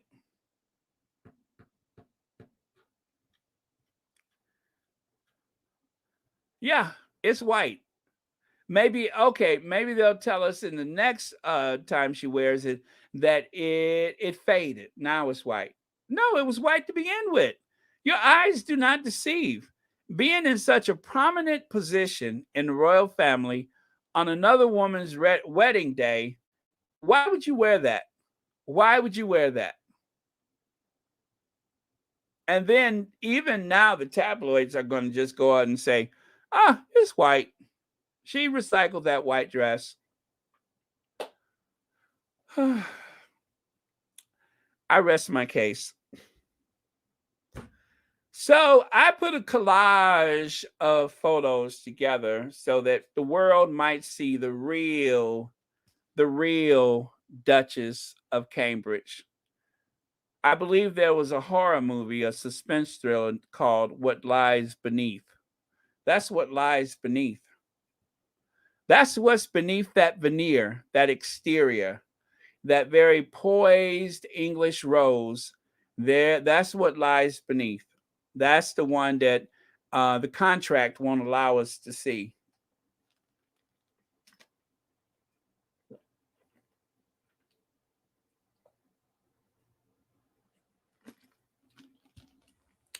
I'm just saying. I'm just saying. But the trigger warning, the apple doesn't fall too far from the tree.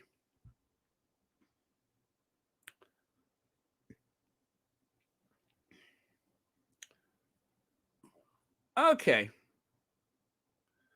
All right, and then on to the next slide. Any comments, anybody? Oh, I'm sorry. Let me take this away.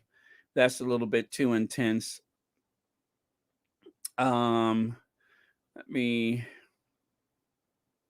Let's leave it here on jealousy. Okay, Karen Warner says it was just announced yesterday. CBS, NBC, and other channels canceled a lot of big TV shows, etc. Magnum PI aired their last show last night. The Duchess, Netflix canceled, is a blessing.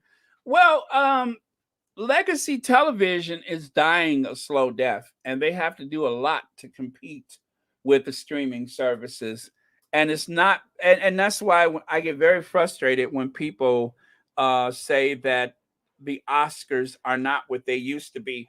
Nothing is what it used to be. Nothing is what it used to be. So the Oscars has nothing to be embarrassed about.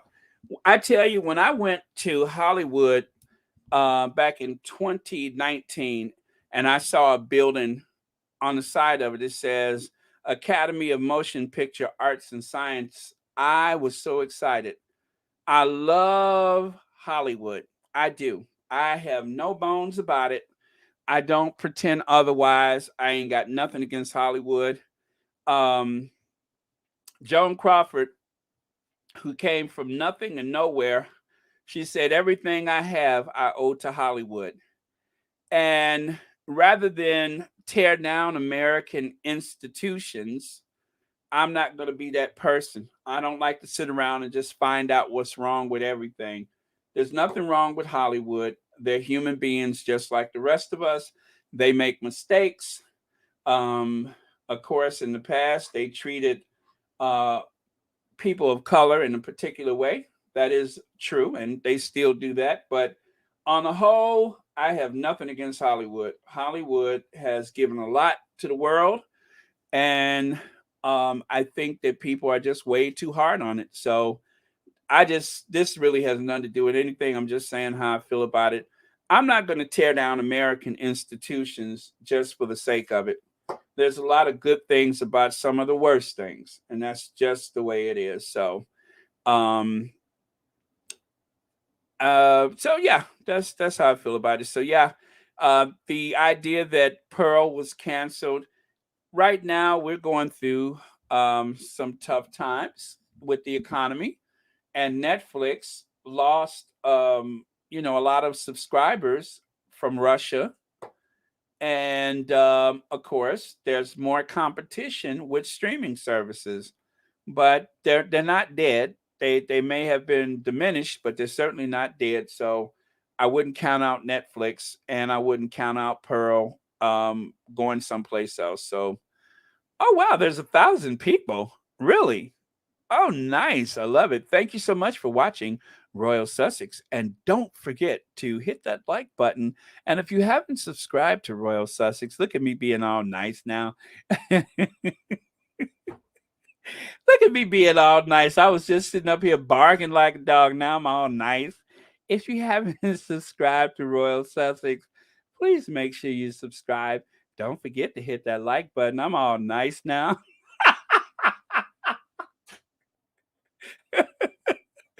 Just a minute ago, I was frothing at the mouth, and now I done got so nice because I want some new subscribers, and I want some people to hit the like button. I done got all nice.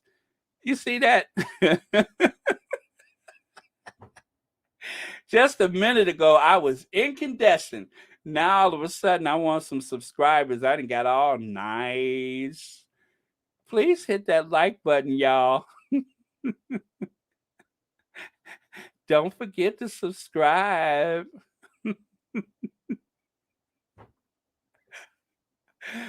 Oh man.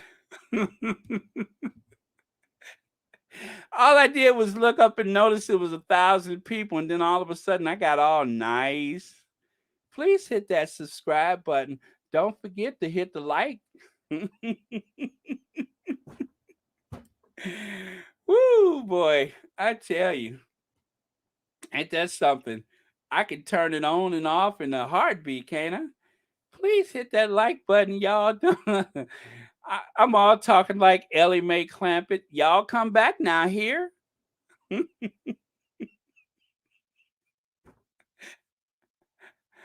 Oh boy. I forgot what I was all worked up about. I was all worked up till I saw 1,000 people. Then I got all nice. Yep, just don't want no trouble and got all nice and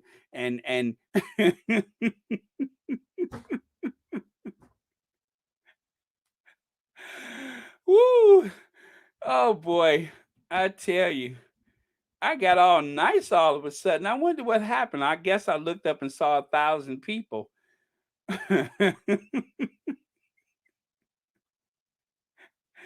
Anyway, take a look at the queen. If I didn't know better, I would think either somebody slipped her an edible or Church Nellie's package arrived yesterday.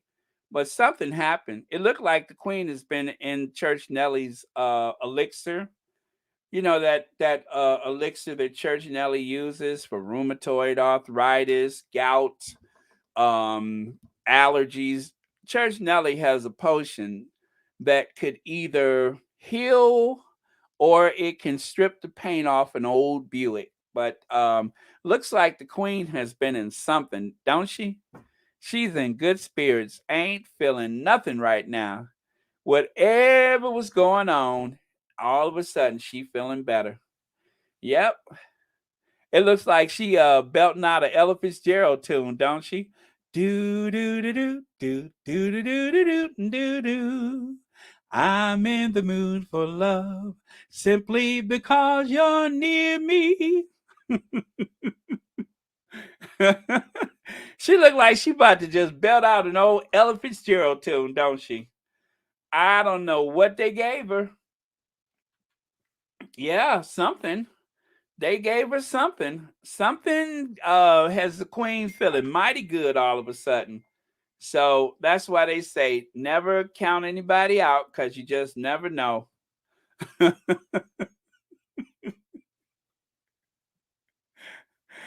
I don't know. I'm not saying it was an edible, but I'm not saying it's not.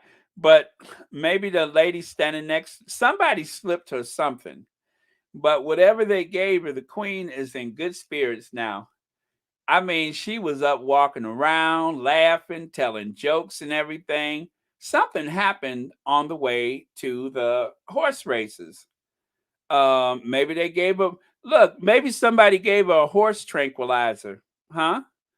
Maybe she got a horse tranquilizer. Maybe by mistake, she got stuck with a horse tranquilizer and suddenly she's feeling better. So I don't know. But whatever she's having, I'll have a double. Look, I'll have what she's having.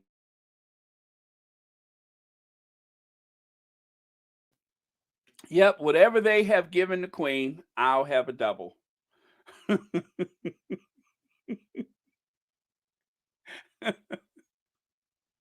And look at there.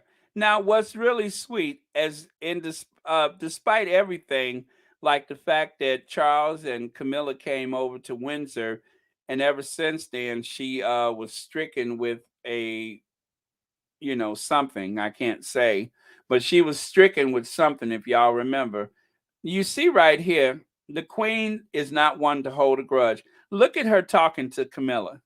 You see there, the queen is sitting there having a few kind words to Camilla. So,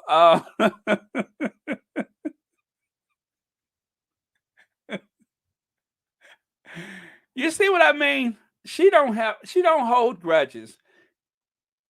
She's sitting there having a fine conversation with Camilla. And just, yeah, I don't know, talking about the weather, asking how's Charles or whatever.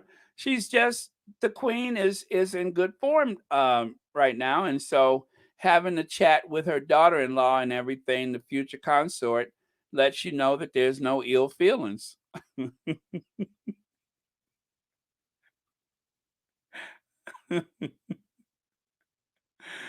Oh man. Oh, and look at there. Look at there. You see there? Now, does that seem like somebody who people were starting to make arrangements for? Certainly not. She seems to be in the best of health all of a sudden. So, again, maybe she's been in Church Nellie's elixir. Maybe somebody slipped her an edible, or perhaps maybe she accidentally got poked with a tranquilizer or something. But oh,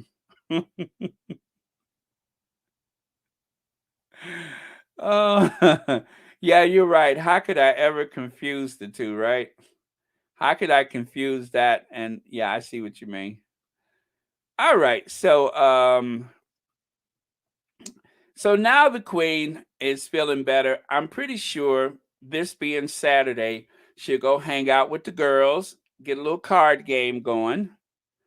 Um, she'll be all right. Y'all don't worry. The queen probably is playing cards right now. So and just remember, this is do you guys remember this? I'm sorry, but this whole thing is hilarious. I could imagine Betty pretending to be senile while the courtiers follow her around the palace to ask her what's on her diary for Wednesday, only for them to find out that the Sussexes visited her after they left. Now that I remember when they posted this after the Sussexes went to Windsor Castle, and of course, it was speculated at that time that the Queen has a burner phone somewhere. So I'm starting to believe that, because having seen the Queen in this photo right here, I'm thinking that maybe they got it wrong. Maybe they got it wrong. So okay. Let me take a few of your comments.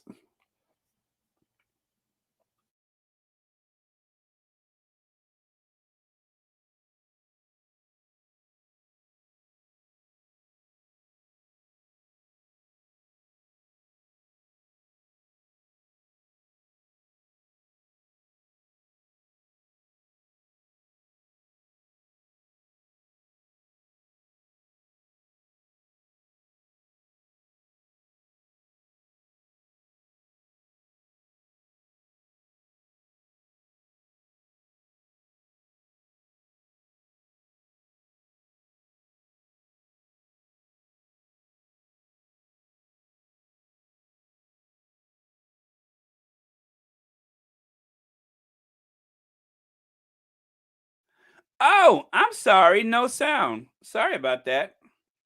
But yeah, so Kim Coates said, Baron, you know what happened?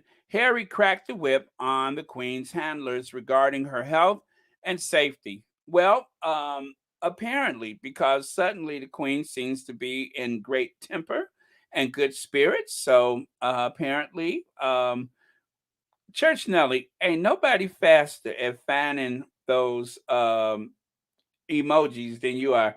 Church Nelly probably had this ready, knowing that at some point I was gonna forget to turn the sound back on. I need one of those dump buttons. You know, like the radio stations, they have what they call a cough button. So if you need to cough or something like that, you just hold the button down, and when you let it go, the sound goes back. I need something like that, but I got to see if they have something like that for the computer. Queen missed an opportunity with the wheelchair. It's okay to send veterans to war and come home in a wheelchair, but she can't be seen relating that feeling. Yeah, Loretta Memphis, I agree. I think it's a missed opportunity for the Queen to do that. But if you remember, even Franklin Roosevelt was rarely photographed in a wheelchair. He just wouldn't allow it. So, um, you know, um, maybe coming from the generation that she comes from, it was so. unusual or so frowned upon that she just could not allow something like that to happen. So I think it's a missed opportunity, as you say, because it would help a lot of people that have disabilities. If she's in decline but has in the occasional great day, she's going to want to do what she wants, and royal duties are no longer on her bucket list. Oh, Ruth Lopez, thank you. That was brilliant. Joan Commonwealth has said, she said, Charles, since you want the job so badly, you can start with attending Parliament. Yes, because I think the last time she went to Parliament, she didn't use the steps. Maybe it was the last couple times she went to Parliament, she stopped using the steps, and she would take the elevator and then go to the cloak room. There's a cloak room or a dressing room that is just for the monarch to use before the Parliament or whatever, and so that's where she goes and changes into the robe and everything. I think it's called a robing room or something. Let me see. Sorry, I have been busy, but last night the callers were going after her for refusing to be seen in the wheelchair. They were complaining about money too. Yeah, no doubt. I could imagine. I'm speaking into existence again that Pearl will find a home and be a mega hit, receive the Nobel Peace Prize. Let me see. And what is that? Innovation to, oh, I'm sorry, invitation to the Vatican to meet the Pope, invitation to the White House. Well, let's speak it then, cookies and creams. I think we should all pray and meditate on just that. We should all pray and meditate on just that. I think it's wonderful. That and of course a whole lot more. All right.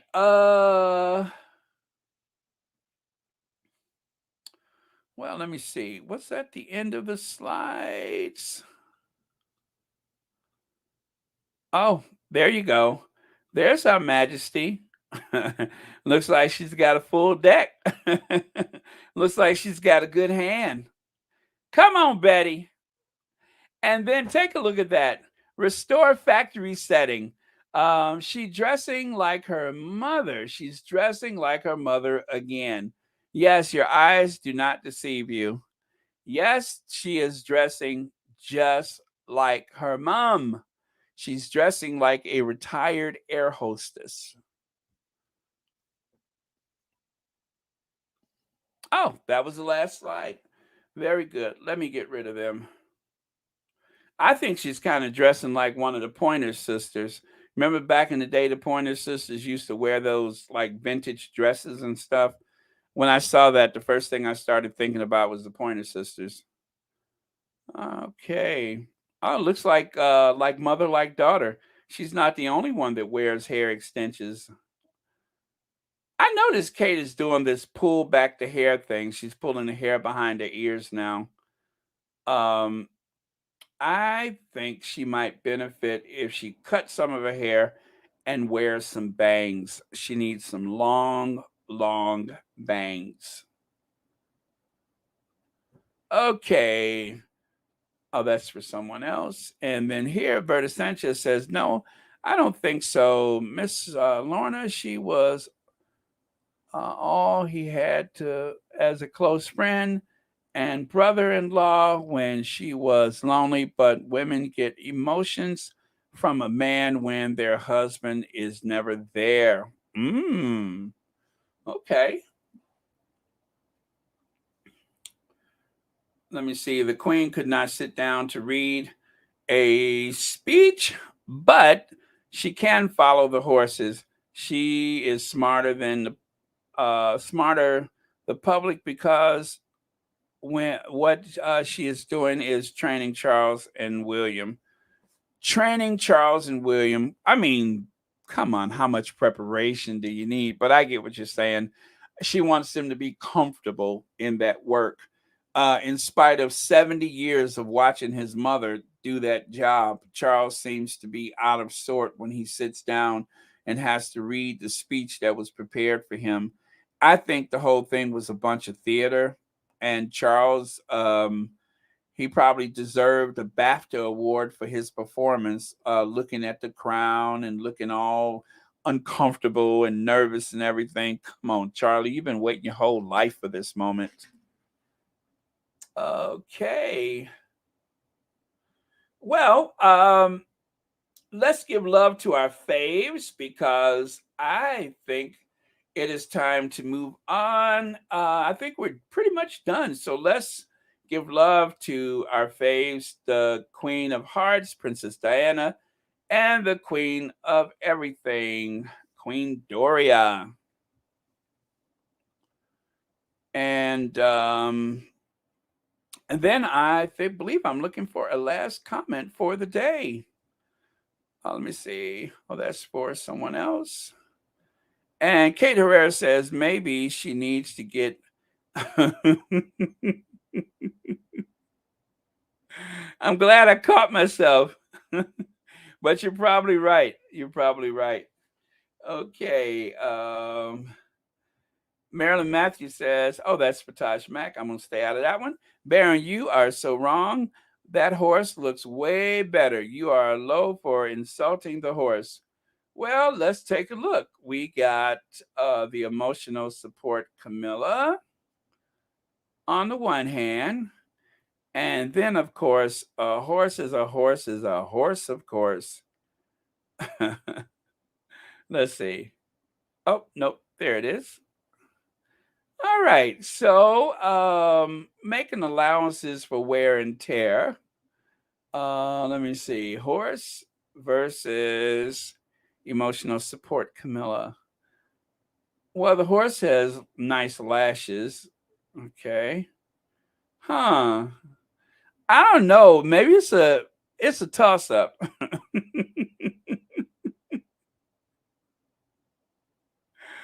Oh man. And you're sure that's not Camilla?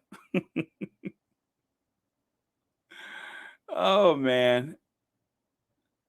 Just a patchy situation. Okay. All right, you guys. Peace and blessings, y'all. I love that. That's the perfect last word of the day.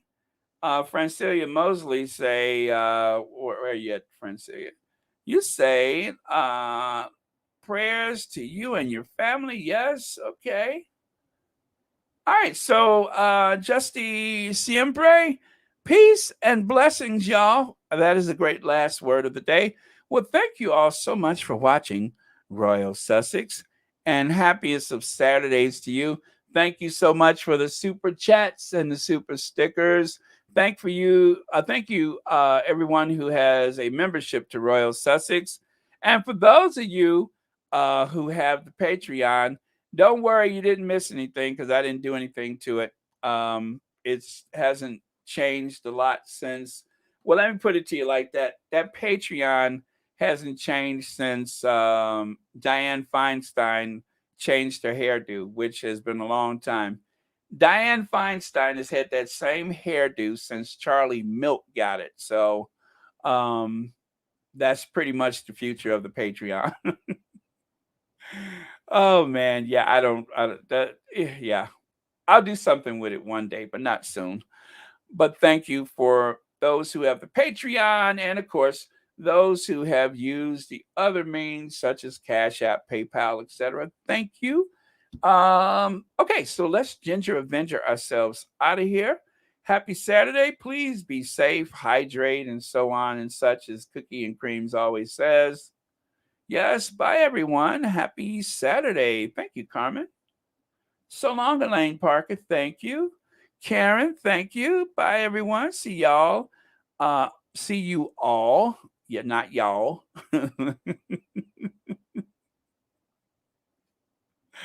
Okay, let me Ginger Avenge. I'm getting kind of punchy. I think I'm a bit dehydrated. And cue Ginger.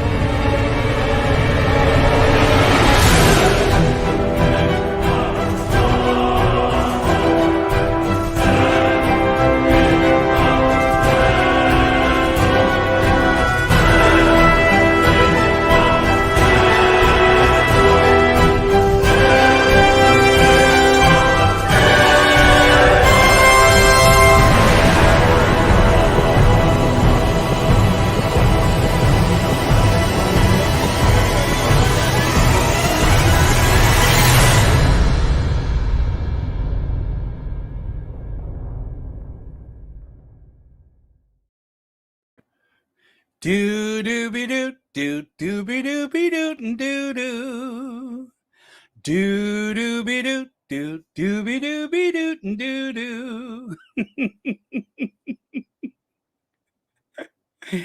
I promise you, I have never seen Her Majesty look so pleasant.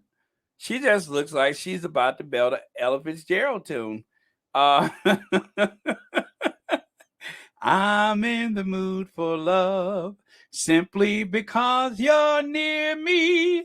And if you're ever near me, I'm in the mood for love. Heaven is in your eyes, bright as the stars we're under. I mean, that's hangover when you got the sunglasses on. Well, those are probably those ones that are self-tinting, but yeah. She looked like she tied one on, but I'm sure it's just a look. But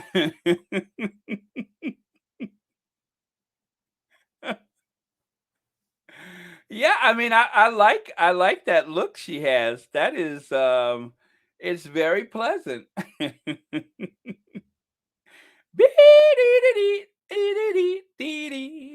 Yeah, she just looks like she's singing an Ella Fitzgerald tune. So good on her, right? Scat to do that.